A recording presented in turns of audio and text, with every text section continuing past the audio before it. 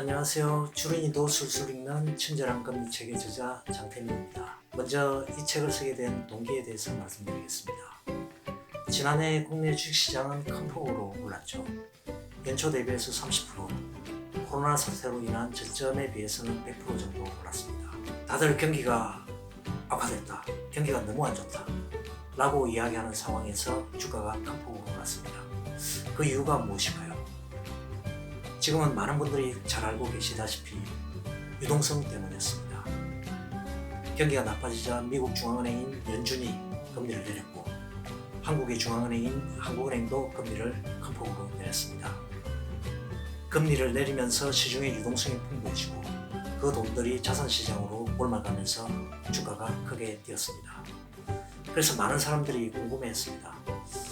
경기는 안 좋은데 기업들은 어렵다고만 하는데 왜 이렇게 주가가 오를 수 있느냐 라고 의문점을 표시했죠.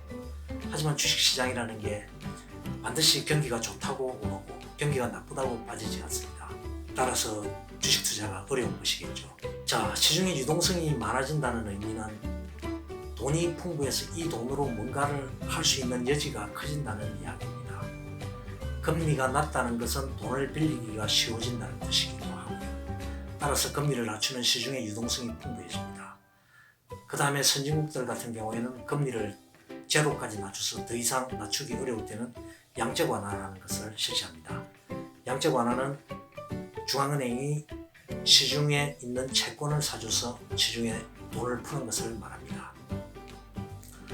자, 그런데 올해 들어서 주식시장 양상이 조금 달라졌습니다. 상승 일변도의 장세에서 벗어나 변동성이 커지고 또 빠지기도 하고요.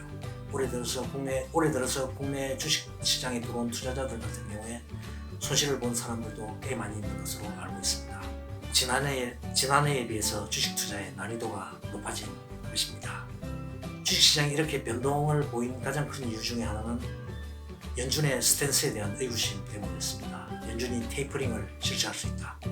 테이퍼링이라는 것은 연준이 양적 완화를 실시하면서 시중에 채권을 사주는데 그 채권을 사주는 양을 줄인다든가 채권을 사주는 속도를 감속하다든가 합니다. 즉 시중에 돈을 덜 푸는 것을 말하는 것이죠. 더 나아가 나중에 연준이 금리를 올릴 수 있다.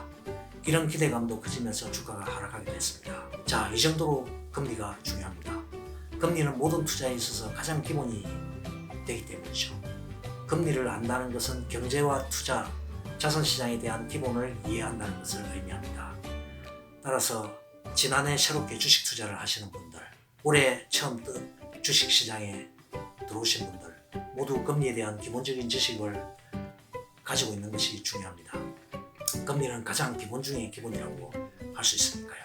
이 책은 또 금리의 상대적 성격에 대해서 많이 다루고 있습니다. 금리가 아주 높은 때에는 굳이 주식 투자를 하지 않아도 자산을 늘릴 수가 있었습니다. 1990년대까지만 해도 은행 상품으로도 연 10% 이상의 수익을 올릴 수 있었으니까요. 그러나 지금은 어떻습니까?